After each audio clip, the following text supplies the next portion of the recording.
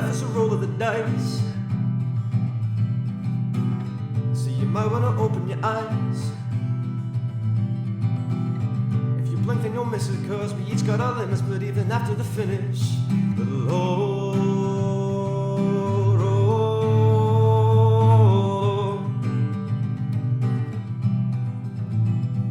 the low roll.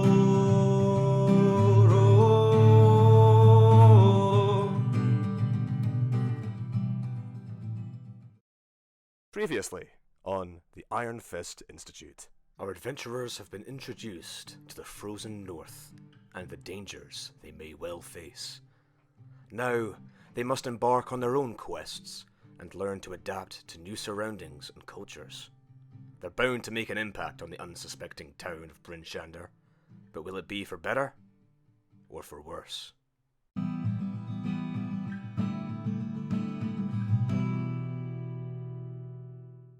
So eventually you all go to bed. You come up in the morning, and there's a broth porridgey type thing available for breakfast down in the tavern. Michelin in his fresh trousers will go and pick up probably just a little thimble of porridge rather than a big bowl. He doesn't need huge amounts to sustain himself. He'll go take a seat. That's fine. I mean, there's not many people actually staying at the tavern at the moment, so you guys are pretty much it. But these I mean, what you'd have picked up as well is that there's very little business coming in and out of 10 towns. There's traffic of goods between the different 10 towns, but there's nothing really coming in from the south. Right. Which is a bit concerning. You'd have heard a couple of disgruntled merchants on that during the evening talking about there's no business, there's no fresh stock coming in. It's only what they've got themselves within the 10 towns. So any of the sort of hustle and bustle is literally just from locals. There's no tourism or anything in those places. Yeah, there are no travelling caravan. There's no merchants coming from the south that bring in their wares or anything like that. It's literally disgruntled merchants. They've all been pretty unhappy because of the situation with this constant snow, and the snow's been going on actually for months. Interesting. Michelin will just sit down at his table and take some little gulps out of his thimble of porridge and wait for everyone else to get up. Yeah, I'll head down, and when everyone's kind of came down, I'll just let them know that sort of while I was trying to earn a bit of copper last night, apparently in 3 different locations there's been 3 people killed, and I think it's nothing to do with the sacrifices.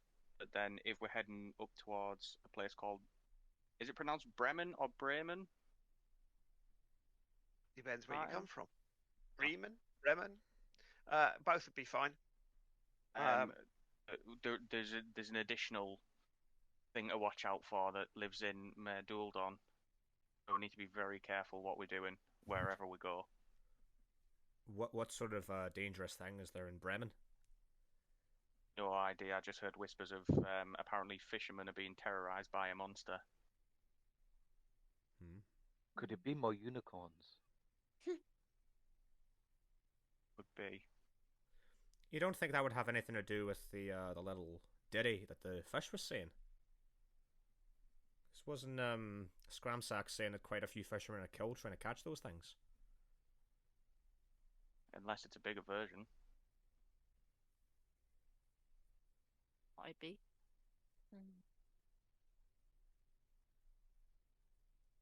I mean, I suppose it makes sense because the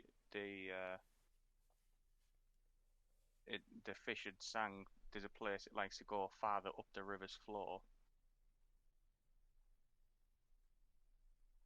I mean, either way, we've got several things that we need to be doing. So where are we heading out to? Well, before we go anywhere, I have some things that I picked up at the exam that you may want to take a look at. And at that point, Timmy will produce 2 longbows and 2 longswords. These were in, and 100 silver pieces. These were in the chests.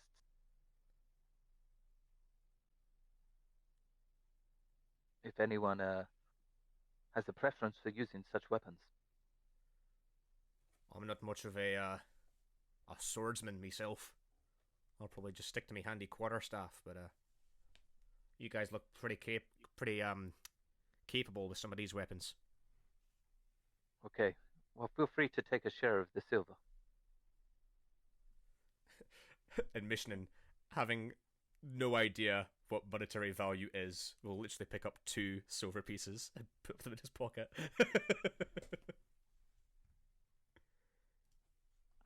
Everyone gets 16. 16 silver?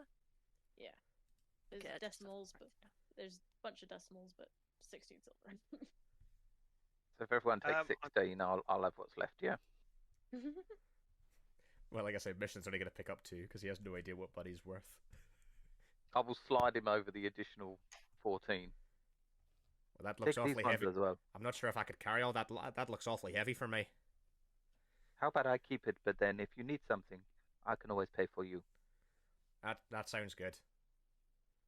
Is this not going to...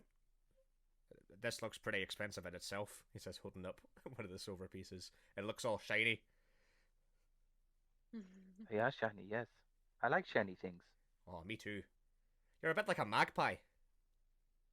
Except you got 4 legs and meow. So I guess you're nothing like a magpie, but they also like shiny things. Timmy's just going to lean into Beck and go, did he just say something nice? You know, I really don't know. I mean, if he did, that's terrifying. So, as it stands at the moment, it's the morning, it's breakfast time. You're having your porridge or thimbles of porridge. And you're all kind of getting to grips with the world around you. The windows are still frozen over. It's sort of early morning, but you notice outside it is still very dark. Ooh. Well, is it like how in the north days get longer? Is it like winter time for the day rather Modest than would summertime? know. Yeah, Modest, that's what I'm asking. Modest would know that yes, the days are shorter in the winter and longer in the summer, but this is unnaturally dark for this time of morning. It's like 8 o'clock in the morning, and you should be daylight. There is nothing. It's dark. So it's not just the snow and the weather, it's like the actual sun, more or less. Yeah. The sun does not seem to be rising here at all. Well, I'll definitely relate that as we eat breakfast. I mean, if you were to speak to someone, they might be able to put some more light on the matter for you. But in tish. Hint. Hint, hint. Well, it seems to me like we've got a couple different things that we can do. So it basically, sounds like there's a I killer would say on the loose. Maybe not the others, but Mordis would probably speak to get his break. You cut out a little bit there for me. Who has? Yeah. You did for a little bit towards the end. Right. So Mordis, I would imagine, would have had a quick word with the staff when he was getting his porridge, and said it's a bit dark in autumn, isn't it? And they will say that that daylight has not been for months. They have twilight between 10 o'clock in the morning and 2 o'clock in the afternoon. The rest of the time, it's dark. Only been for this year, or is it something that happened every year? no, this is totally out of character, Hmm. and it's been like this for a couple of months now, which is why they're all convinced that they've displeased the gods in some way.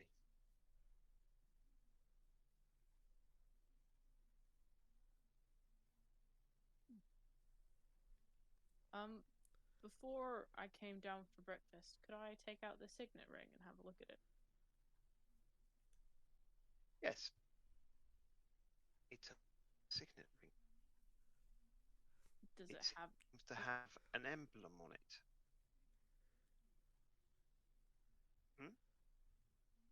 what does it look like? It seems to have crossed axes. Crossed what? Axes. Anything else you want? Do you? It doesn't seem to ring any bells with anything that you've seen before. I'll just I'll tie it on a piece of string and put it around my neck under my shirt. So is everyone else gathering around the table for So breakfast? everybody is now down. Is the fish still speaking? Or is So it you're still- all every so often, yeah, it just goes off and it does its little verse and then sort of stops. Okay.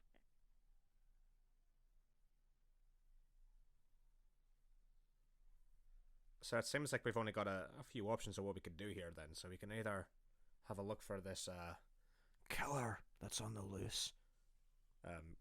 Mission will definitely say that, whispered. Or we could maybe try and travel up north and see if we can find this river and have a wee look for a fish. What do people fancy? A fishing trip or a killer search? I mean, was it in this town that the killer was in? Yeah, I think the killer. I actually said that one louder than I meant to. I whispered everything but killer. Yeah, I think it was the killer that was operating in this town. There've been 3 murders in this town. I wonder which gods they are sacrificing the people to. Who's the god of Gods weather? are funny things. Gods are funny things, aren't they? If you ask me, they're pretty useless. The cat lord's nice. But if we're heading up towards Bremen anyway, there's been 3 different deaths in 3 different towns. It may all come to head in the same place regardless. So Also, the killings didn't all take place within Branchander. no, there was three murders in 3 different towns, and as far as people are aware, it's nothing to actually do with the sacrifices. Oh. Right, so has anyone other than the sacrifices actually been murdered here? At this point, we may as well stop whispering. I think anyone that's listening in the conversation knows what we're talking about now. Yeah, I was there. At no point is Veldani whispering. He's just like, yeah. Why are you guys whispering? It's a word. Yeah. I didn't realize he was whispering. I thought that was his accent.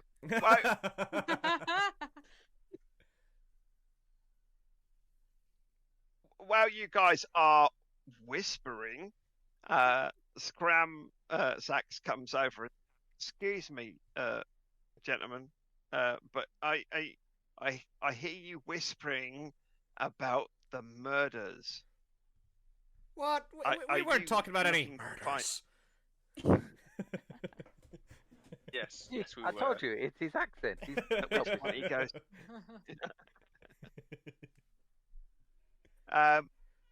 he goes, well, it's like this. In a really loud whisper. There's a halfling trapper that was killed in East Haven, a human shipbuilder in Targos, and 3 days ago, a dwarf glassblower was killed here in Bryn Shander. And do you want to know something else? Yeah. Yes. Each victim was found dagger of ice through the heart. Ooh. That's a bit Cold cold-hearted. and calculated death. Would you Very happen to have much so. a And map? with that, Would you happen to have like, a map of the 10 towns? would I happen?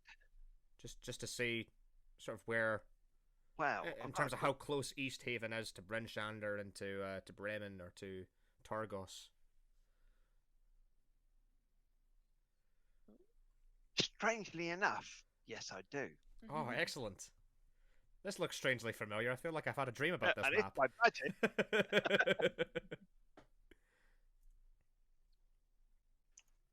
So just to recap, it was East Haven, then Targos, then Bryn Shander.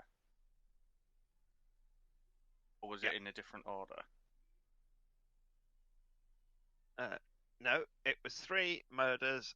The first one was in a halfling trapper in East Haven. Yeah, then it was a human shipbuilder. And this is in all in the Targos. past month. Right. Yep, and then 3 days ago, a dwarf glassblower called in Bryn Shander. On your map here, some of the towns seem to have a black dot, and some of them seem to have a white. Is that to do with how big the cities are? Yes. So, like Bryn Shander is much He bigger points than to the Goodmead. bottom right-hand corner to the key and says, "If you can read." Sorry, I was looking at my magnifying glass. Yes, so the ones with the black dot are. And the little red dots, would that happen to be a road? Oh, I didn't realize that was a key. I thought that was Yes. a place called Large Town and a place called Small Town. Because I have an intelligence of 9.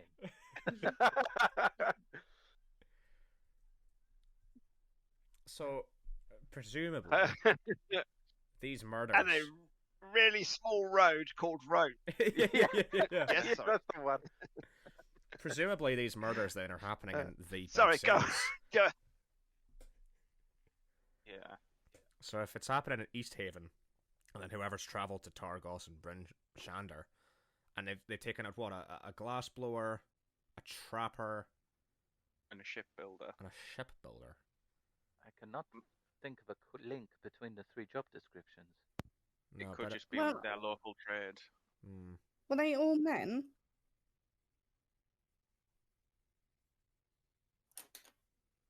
Who were murdered? Yes. She says, Did crossing they her all have fingers. wives?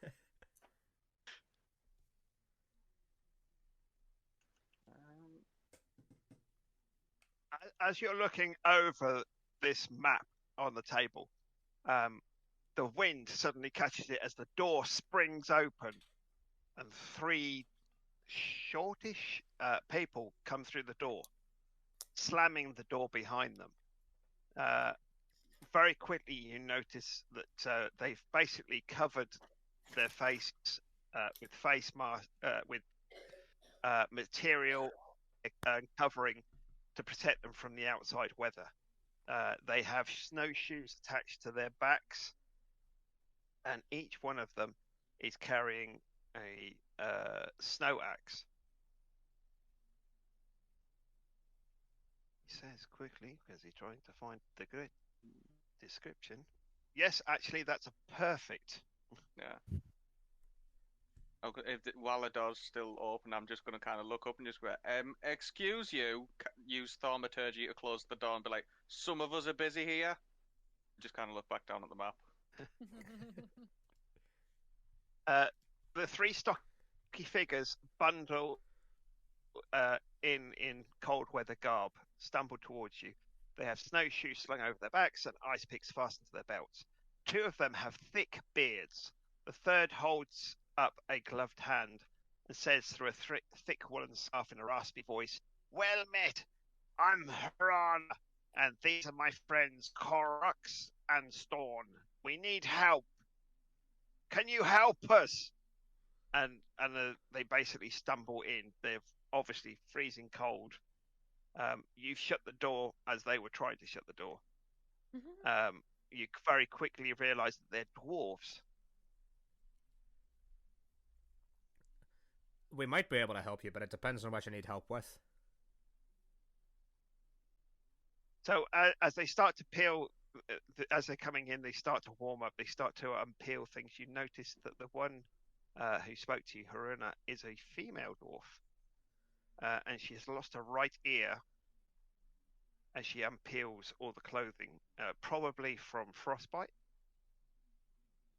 Crux stands to one side of her stairs in silence and doesn't talk much at all.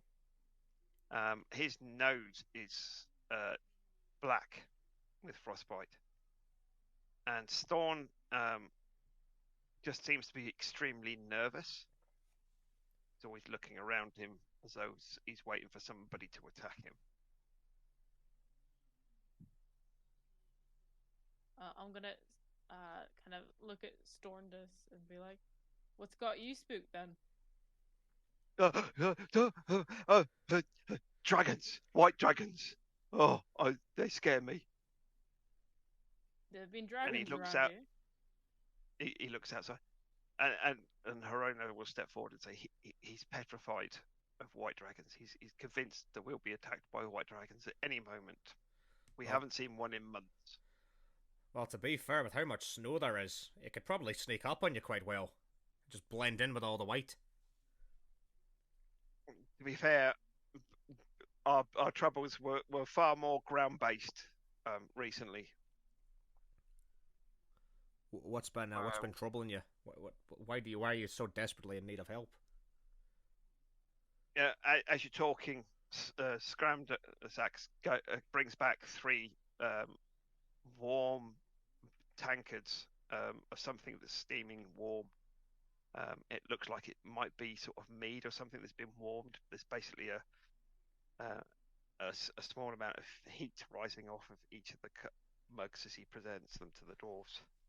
And as they're sort of peeling off the clothes and getting themselves warmed up a little bit, you realise some of them are missing fingers, blackened with frostbite. And she turns to you and says, we're survivors of a group of dwarves.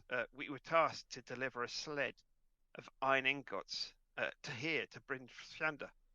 And we were surprised by a yeti. It killed one of our members, and the rest of us managed to flee. As we looked back, we saw the yeti was tearing Ubuk to pieces, limb from limb. Now we need someone to go back and get the sled for us. We don't have much, but I have these 6 gemstones. If you're willing to do it, you can have them. And of course, you'll have the friendship of the dwarves of the Icewind Delve, which can also be a boon for these ice times. You'll need snowshoes though to make the trip in good time. And with that, she sips on the mead. Whereabouts were you ambushed?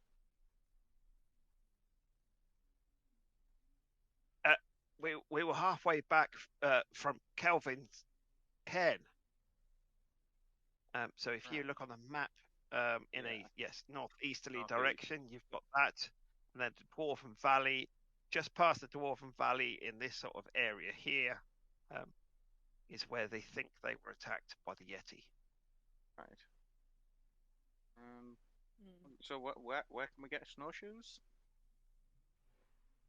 You can buy them here at any town. I mean, Scram Sachs will turn to you and say you can buy them anywhere. The store down the road will be able to give you some snowshoes if you need snowshoes. Have you got some? And I just start heading for the door. Have you got warm? As you go, he will hold you back and you say, "Have you got warm clothing?" No, I don't need it. We don't have any warm clothing. That's so why we're asking you where we could get some. So if you go down to the blacksmiths, they have a supply of clothing as well. If you need rides on that, I don't know how much money you've got. There are rides over at the stables, but you don't look that rich. So I'm thinking that rides might be when you've won those nice gems.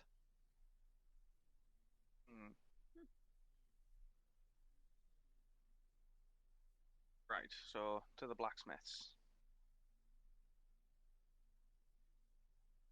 So when you get to you find the blacksmiths. They're a friendly bunch. The dwarves come to you and they welcome you, and say, "Yes, what can we do for you?" You don't really seem to be very well kitted out for this place. No, that's actually why we're here. We're actually doing some dwarfs that we've just met. We're doing them quite a big favour. They've been attacked by these monstrous yetis and had ingots stolen, which presumably may have been for yourselves. We're looking to get kitted out so we can go and retrieve the sled. Well, we've got cold weather clothing. We've got snowshoes. We've got crampons. Do you know what a crampon is? No. They look at you kind of. So a crampon are metal plates. They basically you strap them to your boots, and they have spikes on the sole of them, and they stop you falling when you're on slippery ice. How much would it be for the whole kit? Well, who do you say you're going for, by the way? We're heading out to look for Ubuk. We're doing this favour for Haruna, Karox, and Storm.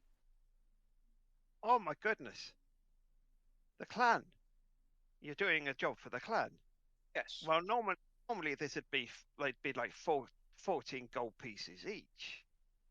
I mean, I'll tell you what. If you bring everything back, we'll lend them to you for now. And if you come back, we'll make a deal with you. If we come back, I may require a favour in the future. If you come back with the iron ingots, you'll have good standing here and a good price on anything we have in the forge. Sounds like a deal, and I'm just going to shake his hand. And with that, they will issue out what cold clothing they've got for each of your sizes. Missionings might be a little bit on the large side, but not too much because they're used to having halflings. So it's not too bad. What's the winter clothing like? What does it look like? So basically, it's heavy fur. They can be cloaks over layers of woolen clothing. So you either have a fur coat or a heavy woolen cloak. It's entirely up to you. We'll make a point of refusing anything that's made of fur from any animals. If it's made from wool, it's been sheared from them and sort of naturally occurs. He's happy with that, but he doesn't want to wear the fur and the skin of a poor animal. That's fine. They also have now this is up to you. They've got goggles. Each of you will get a pair of goggles. You will get a woolen hat. Others will get fur-lined hats. And they have fur-lined boots and gloves. Obviously, for you, they will offer you like woolen socks go inside your boots if you've got boots. Otherwise, they'll offer you boots and say you really don't want your feet directly on the snow. I normally just wear sandals, and they're definitely not for this kind of weather. Timmy, with his own fur, will also choose the woolen option. So basically, for those who are willing to wear fur, you will end up with gloves and boots, fur-lined, goggles, and a fur-lined hat, and also either a fur coat or a cloak. Timmy will also take his woolen hat and cut 2 little incisions with his dagger so his ears can poke out so he can still hear. Yeah, that's fine. I mean, they will try and help you as much as possible with that. They also make sure that you have crampons that basically are like having a raise for your shoes, but they have these huge metal prongs sticking out the bottom. And snowshoes, which are basically like tennis rackets, that again attached to your feet with leather straps.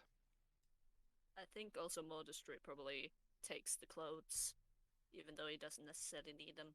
You never know. Yeah, at this point, Valdani's just taking whatever they're offering.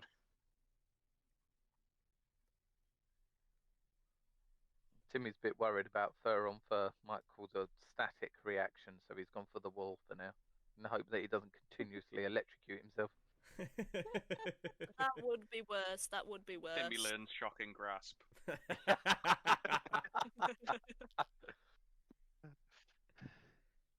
Fur on fur isn't that bad. Wool on fur could be worse because it has different properties. It could. I've got my own fur, so I will choose wool.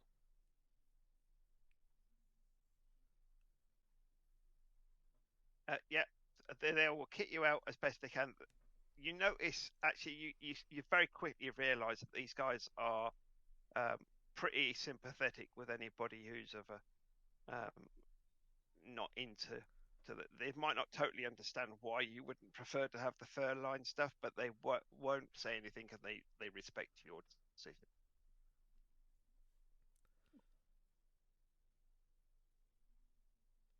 And once they've kitted you out, are you staying there or are you heading back to the? I think we should head back to the tavern. Yeah, I was going to say I'm going to leave the dulcimer and to the pub. Like my dulcimer case and my longsword, and just be like, we'll chat about this later. Keep hold of this and keep it safe for me. The dwarves take hold of it and they say, we'll keep it safe and we'll see what we can do with it.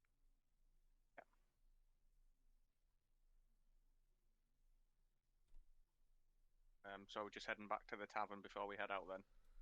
Yeah, I think so you head back to the. I think we need a plan of action for how to deal with a yeti. Inside, you find the three dwarves. More does know anything about a yeti, seeing that he's from the mountains. Yes, big. Yeah, so he would have heard of big white claw things. Like a bear, but bigger and meaner. Ooh. You're literally about to watch a man fight a bear. Hello. Oh, I want one of these. Bear on 2 feet. I want one of these on my kill list. Well, I think we might need to get some whatever was going to pull the sled, because I'm guessing the Yetis would have killed it. Oh, that is true. Well, Mortis can actually drag a bit. He has powerful build. So worst case scenario, he can do it. What you'll find if you talk to the dwarves is they were pushing the sled by themselves. Oh. Well, there were 4 dwarves, and they were able to push this sledge. I mean, because it's on rails, it basically slides along on the snow and the ice. If we're gonna head in a sort of northeasternly direction up towards the Dwarven Valley to check out where they've been ambushed by this yeti, it might not be a bad idea as well if we get the chance to check out Tourmaline, because if there's been a murder in each of the big cities except for there so far, it's probably a reasonable assumption that would be one of the next areas where a potential target might be. Yeah, that's true. So what, you want to head Tourmaline first, then head for the Yetis and come back? Well, I'm just thinking, if our dwarven friends here saw Ubuk get torn to pieces, he's already dead.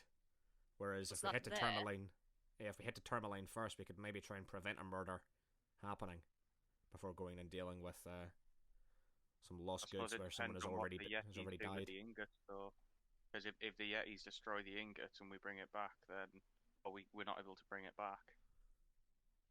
I think a Yeti would have to be pretty strong to destroy an ingot.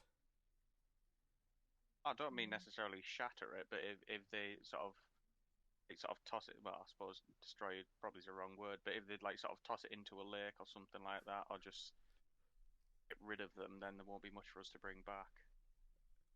That is true, but I don't know many Yetis, but I can't imagine many of them attack dwarves and then think, you know what, I'll try and skim stones with these.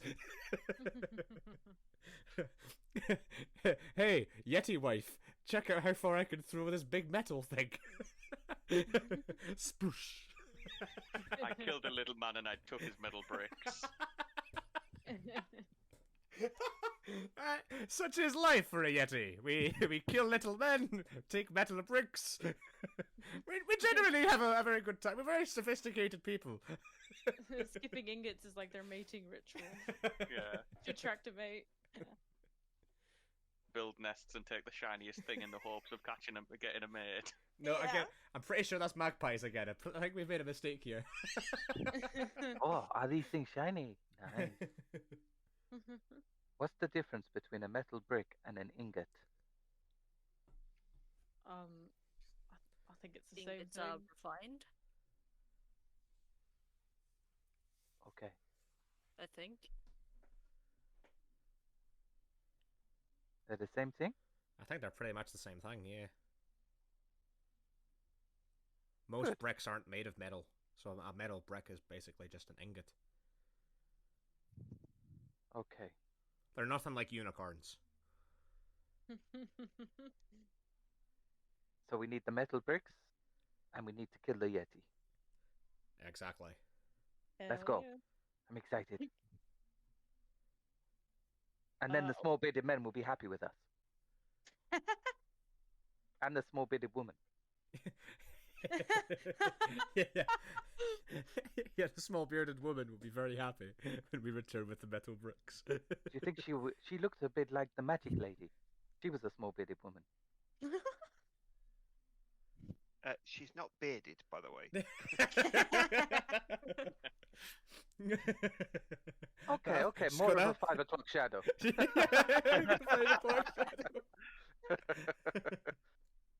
At which point she sort of face plants her hand and goes, "Yeah, I don't know what to do with these people." Yes, good luck, brave souls. Thank you so much for doing this favour for us. Go to Tourmaline we go. Hold on, Tourmaline. before that, can I quickly insight check them to see if they're like trying to like lure us to something? Or Roll an insight check. I don't trust any of them. Says the person that stole a signet ring. Well, you don't know. You can easily tell that these guys are suffering heavily from frostbite, and they are genuinely exhausted, and they seem to be genuine about this request. Right. Wait, didn't they say something about transport? And we can get like No, Scram Sack said that there is a stables, but he thinks that you probably haven't got the funds to afford some of the means of transport. We've probably got enough funds to steal some stuff.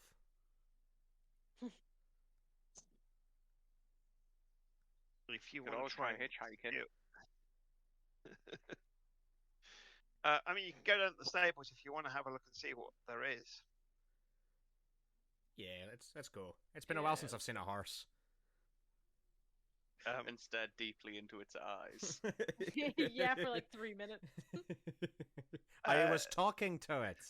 I was conversing. No words. What? Is this a new type of language? Is this our language? It's telepathy. To who now? So the stables are down to the left, bottom corner. We've got the strange East to overlay the again. Oh, have you? Yeah. Yes. Why is that? I have to sort that out. It's as if the sun is rising or setting in the east. I think it's your flickering candles part layer just is a bit bigger than it should All right, refresh. I've just turned them off. So maybe that will help. and I don't seem to have pulled everybody across. I seem to be missing people. According to my foundry, Beck,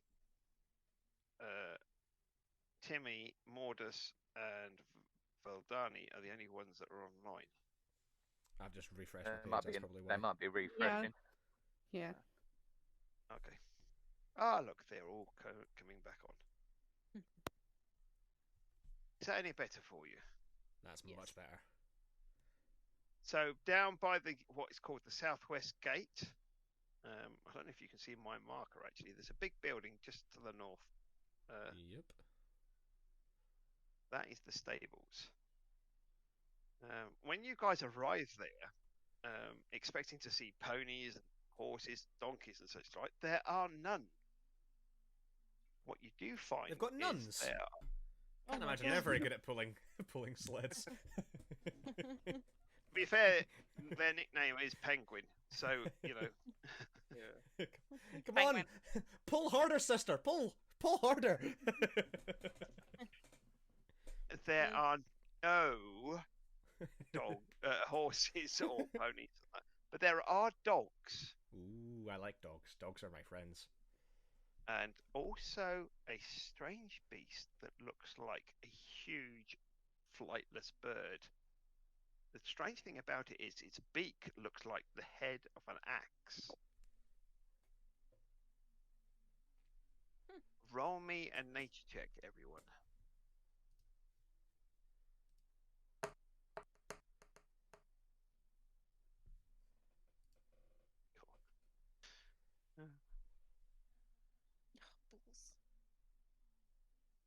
Looks like a Nature. chicken to me. It looks like a chicken. It sounds like a chicken. It's a chicken. Oh, I'll just be popping off tonight. this is my home. Yeah, even with a -1, she knows more than you guys do. Oh my goodness, they're all Audrey! The bad Can't be ones. left out. So 3 of you have seen these before, but never. Mordus has actually seen one with this coloration. The rest, the other 2, so that would be Mishnin and Adri, have seen these with a more brown picture. These ones are white. Snow chicken. They're called axe beaks. No, I'm fairly certain I've heard them. I've seen them before, and they are called snow chickens. They're definitely called snow chickens. These are snow chickens. To give our 21st century people an insight, they're like the Tom-Toms out of Star Wars, and everybody's going to go watch Star Wars. The really old versions, The Empire Strikes Back. Really good ones. Better ones, yes. Let's be ageist and say better ones. I've watched all of them. I've got them on tape. What, on VHS? Yeah. Nice. You still got something How to many play people listening are going to go, what's a tape? What's VHS? What's a never chicken? had one of those.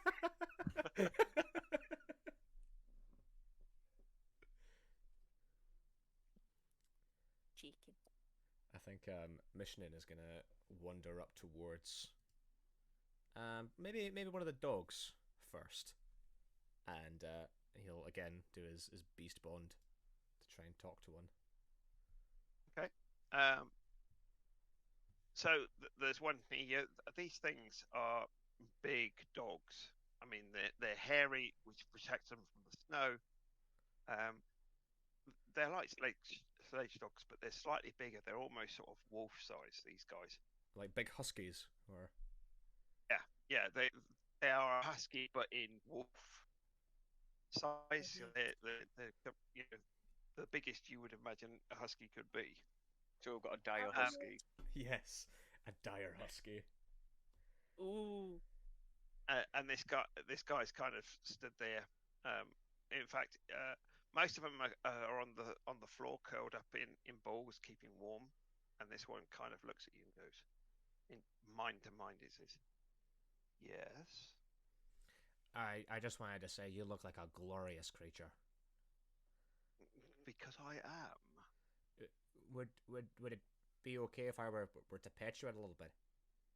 You look so fluffy. Yes, you may, but don't wrinkle the hair, please.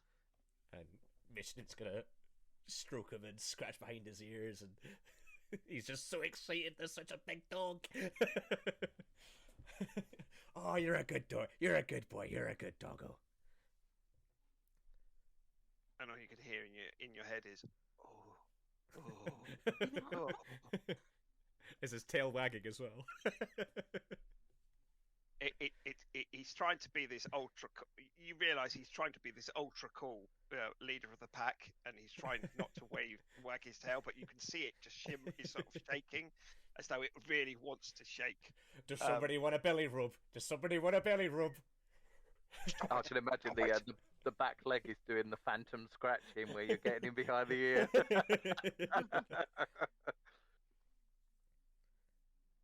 you leave me alone? You're not doing my credibility any good at all. Oh, come on. Everybody deserves a belly rub at some point, especially such a good doggy. Ooh. Rolls on the floor and picks his legs up in the air and he's like, "Oh my God, just do it! Do it!" Scratchy, scratchy, scratchy. Michelin is in absolute just glee bliss right now as he's stroking and patting the dog. Timmy's gonna whisper to Adri, remind me never to be in a room alone with the gardener. It just stares intently at you. And as you're doing that, basically, one of the stable guys comes out and he goes, "Oi, what are you doing to that dog?" I'm going to try and intervene and be like, "Look, we've been sent here on a very important mission. We've been tasked by the dwarfs of the city to head north, and they've told us that you've got the best steeds in town. So we were looking to actually try and find somewhere that we could perhaps help each other out." You got money? Some. Yes. So what is it?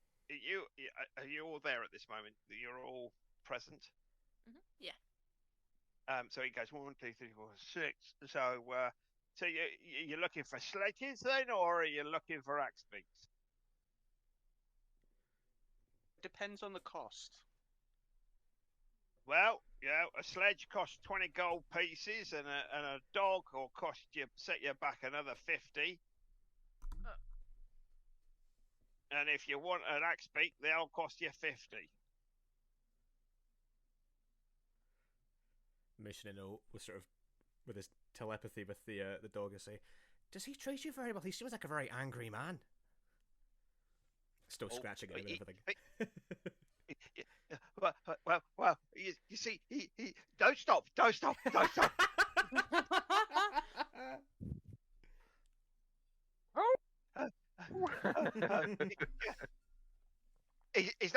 as good as you though. He's not as good as you. But he does feed us, and he feeds us fair. Would you like to come with us? We can break you out of here. I don't know why I whispered that. It's telepathic. Perfect. You're whispering. He thinks slightly quieter. Yeah, he thinks quieter. You just see his eyes narrow. The accent again. Oh, if you do that, he's going to get very angry. He'll get very angry, and I'm not sure you know.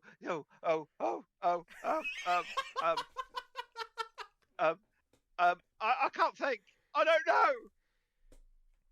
He'll stop scratching just for a little bit. Oh my God! You've ruined my street cred. You realise it? I hope your wife isn't walking past the room just now, Martin.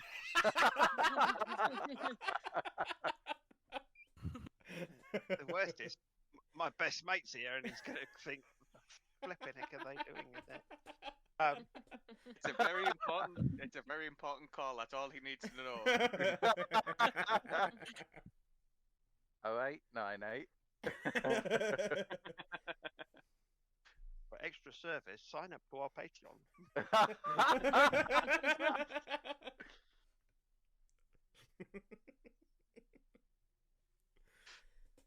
If you would like our elated husky as a ringtone.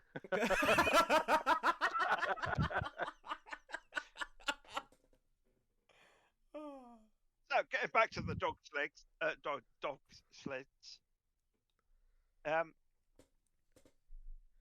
Is there anything else you want to say, Isn't If Mission looks around, can he see if like they're tied up or anything? Yeah, they're all tied to stakes in the ground, metal stakes. How many people could fit on the back of an axe beak? Small people, you could probably get 2 on the back of an axe beak. The dog's sledges. Sorry, the dog sledge is they're generally one-person sledges with the ability to pull additional equipment in front of the driver. They're short versions. You know, you sometimes see these ones where they have one person sitting and one person at the back. This is like a shorter version, but it only needs one dog. These big dogs can And then there's 2 people. So the sledge will take one person per sledge. Otherwise, you need to up the number of dogs per sledge. They have larger sledges, but they need more dogs.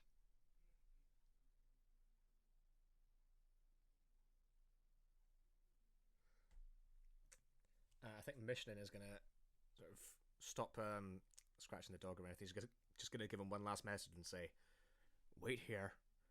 When I give you the signal, run like the wind." Okay. And he's gonna sort of pod over to Adri and sort of give her a little tap, and sort of gesture down that he's gonna whisper in her ear.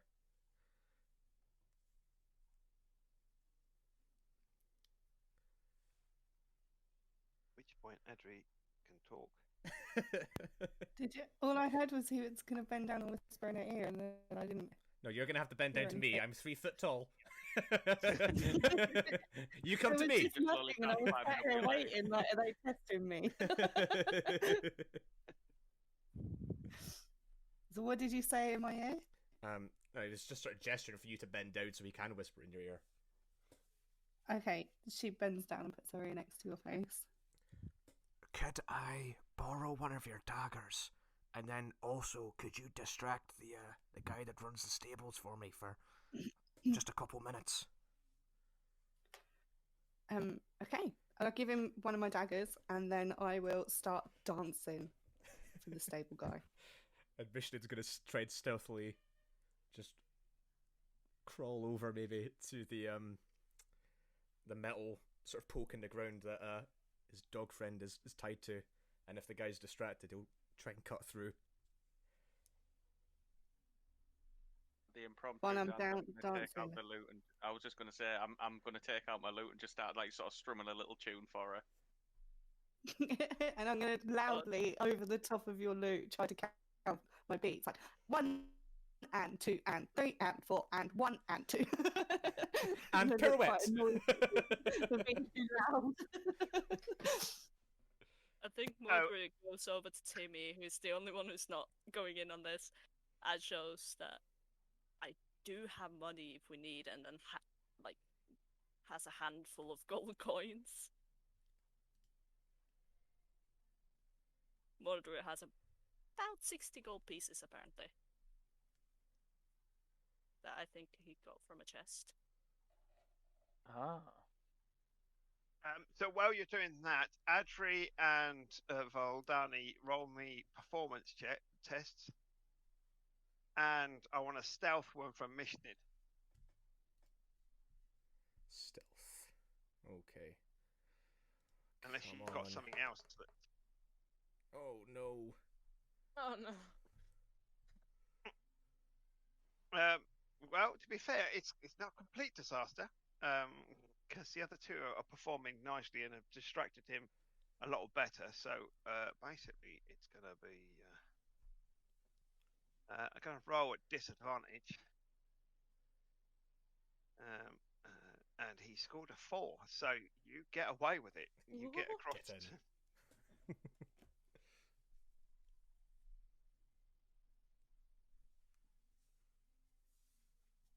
So you manage to get across to the dog.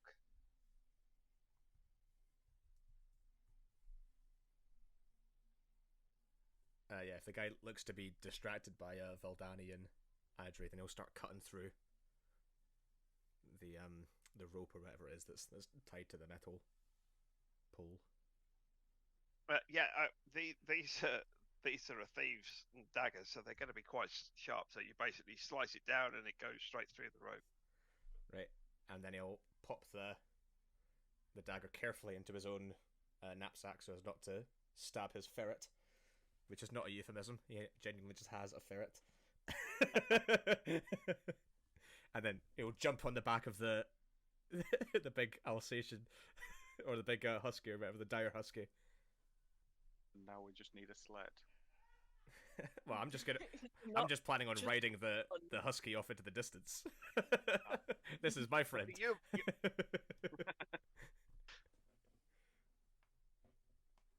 So literally, you are making a dash for it with one husky. Yes. And leaving the rest of them in the lurch, basically dancing and singing badly. That's exactly what's happening. Yes. Which direction are you heading from the stable? So if the stable is in the bottom left-hand corner, are you going Just heading northwards? heading straight for that south gate. Heading straight for Gareth. And out the Gareth Southgate. Gareth Southgate, yeah. Yeah. Right, so he prances off, doing this. Meanwhile, let's have a quick look and see what our man is doing. Yeah, he's still kind of taken aback, distracted by the other two's performance. So you basically head off down and out through the door, riding this dog. Is there any sort of direction you're heading once you get out of the gate? I think just try to put as much distance as possible, traveling So you're heading generally down south. So you're heading in the southward direction along this road. Yeah. Okay. What the rest? What's everybody else doing? Well, Does Mordus see that he just ran off with one of the dogs? basically, you've just watched two people doing some sort of weird jig and a dance thing routine. The guy's looking at him, scratching his head, and one dog has just gone off with a tiny little member of your party. Well, I guess he Looking walks up very to much the like the owner. picture you've just posted, actually. Yeah. He'll walk up to the owner and say, "Well, we need at least one sledge to just have our stuff in. Just one sledge." So he goes, "Well, okay. So you want a sledge? Do you want a dog to go with the sledge, or do you just want the sledge?" Just a sledge. I can take it. Okay, that'll be 20 gold pieces then. Wasn't it 20? Wasn't it 10? No, it's always been 20. Okay, 20. We don't have anything for 10 in these stables. Okay. Can someone take 20 off of Mordus? I can do that for you. Thank As you. long as I'm the only one doing it. Otherwise we end up having all sorts of problems. Where did this 120 gold come from? I'm really Oh, glad we that have a dog you in aren't the sledge. actually. There you go, you should have 40, doesn't it? Yay. So you now have a sledge. It's And a dog. technically you don't have the dog or a I know. gnome druid at the moment. They have gone. And technically speeding down a road in a direction they have no idea where it goes to. I don't need to know where I'm going. I've got my friend. Right? He's a good boy. This is where Mishnen's campaign ends. He just ran off into the success. Yeah, with the dog. I nearly died in episode 1. Now we're at about episode 5 or 6, and I'm just gone. You'll never see me again. There's this dog. There's this rumor of this dog that lives on the plains of the 10 towns. Said to have a frozen gnome attached to its spur.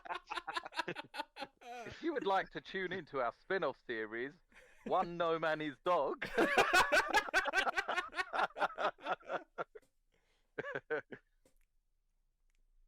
Does the man who took the 20 gold happen to have a till or anything, or is he just pocketed it? Basically pockets it into his sort of.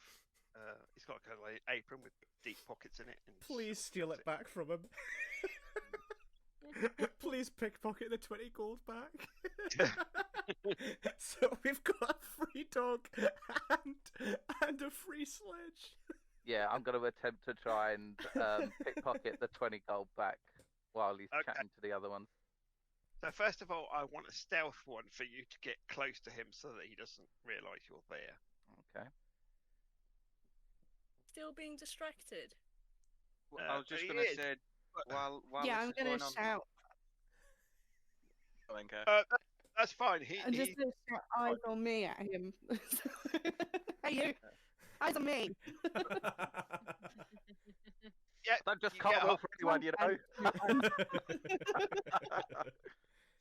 So you've managed to you're stealthily crept up behind him. Now you need to do a sleight of hand to nip your hand in and try and get the gold out of his pocket. Okay. while this is going on, Martin, I'm going to stop playing my lute and just kind of say, well, look, we're on this job. We've been told there's gemstones involved. How about you lend us a couple of those axe beaks, and we'll give you a cut of whatever we get. Do me a persuasion check. I hope the DC wasn't 22. You should have said something more than a couple. Oh no. Timmy, roll me a d20. Okay.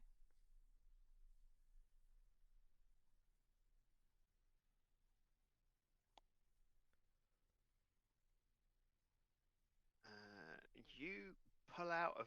You manage to grab on that sleight of hand. You grab 27 gold pieces. Profit, guys. We made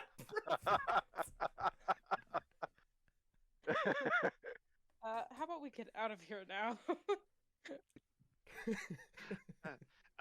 Your persuasion didn't really rock it with him, and he says, "Look,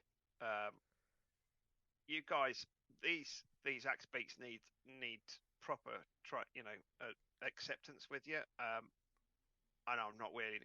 I'll tell you what I'll do though. I'll give you another sledge. Would be very nice. Free? No. You can sort me out when you get back. Okay then. I've got your money," and he taps his apron. He says, "From your first one, and I'll see you. See me good when you get back with the other sledge." See, you're a very shrewd businessman. I like it. You know what? I keep saying gift turning up. I don't know why.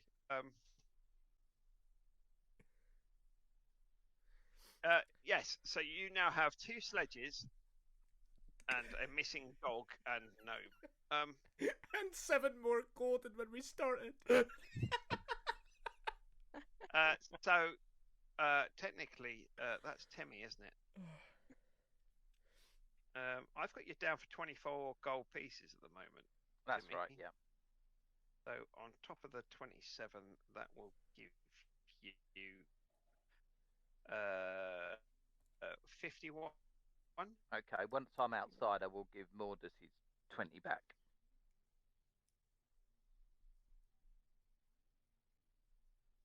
Okay. Can you give that? I See can. if giving works. Yeah.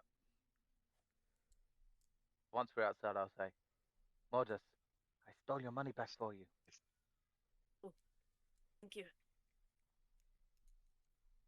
This is going to be a disaster with you lot. There's more thieves in this group than there is anything else. To be fair, Martin, and you even knew the what you were bards are getting in questionable. for when you knew who was Um, playing.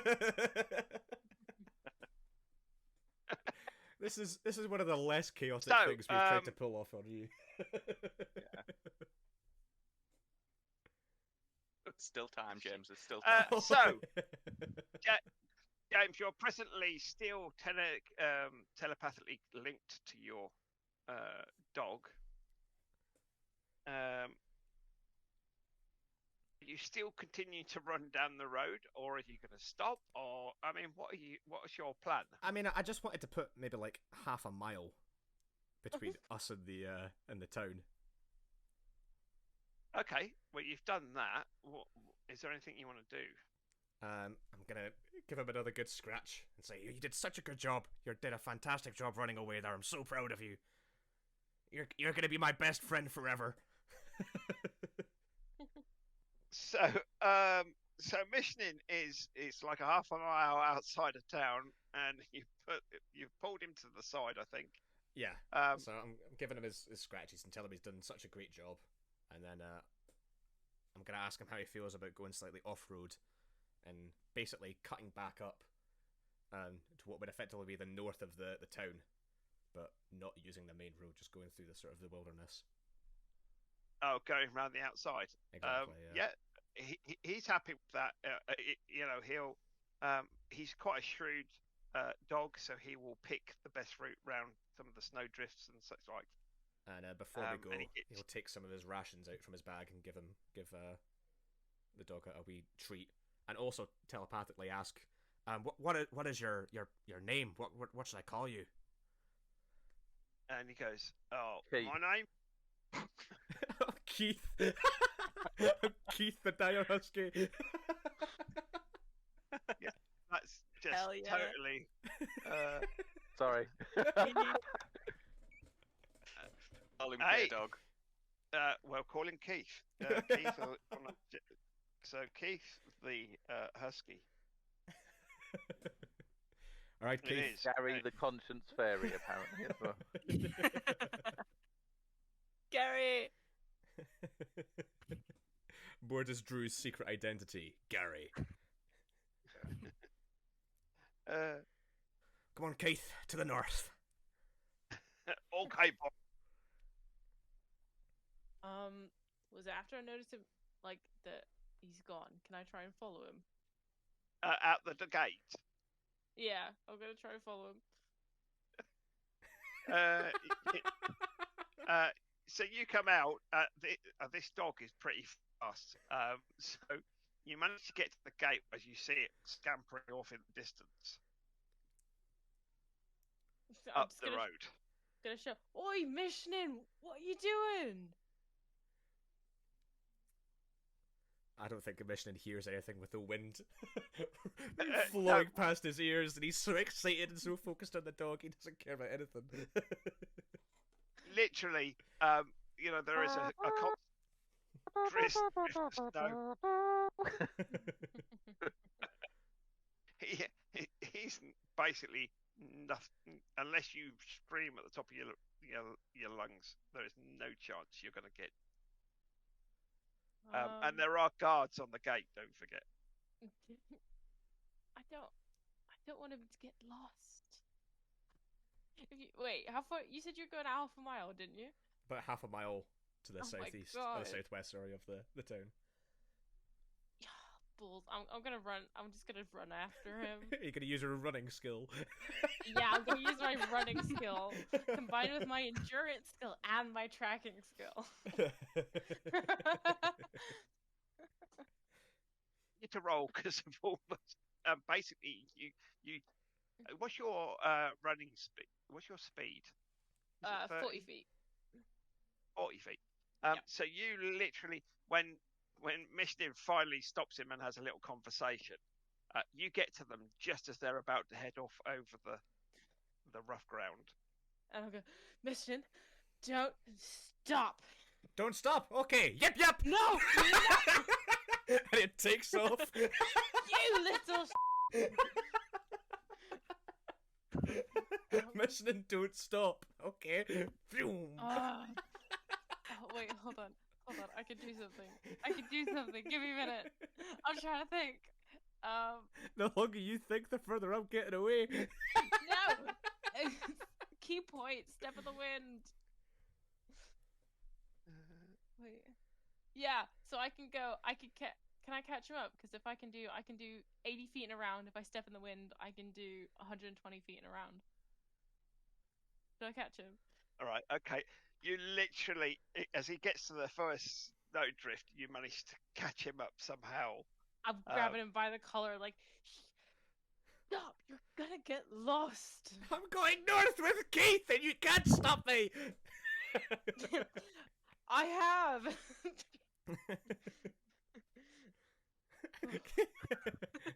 Keith, biter. Look, mate, I'm not above punching a dog. Don't you dare. Ash, I'm saying this to you as James, alright? You punch that dog, there is nowhere on this earth you can hide that I won't find you. If that dog bites me, I am throwing it off. Well, looks like we're a stalemate then. Tensions are running high between Beck and Mishnin.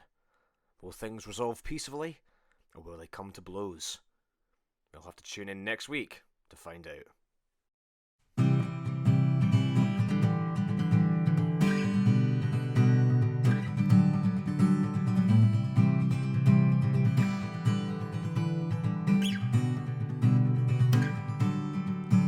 When you feel like there's a hole in your soul and you've got nowhere else to go, and you feel like you've been all on your own, well, she's calling you home.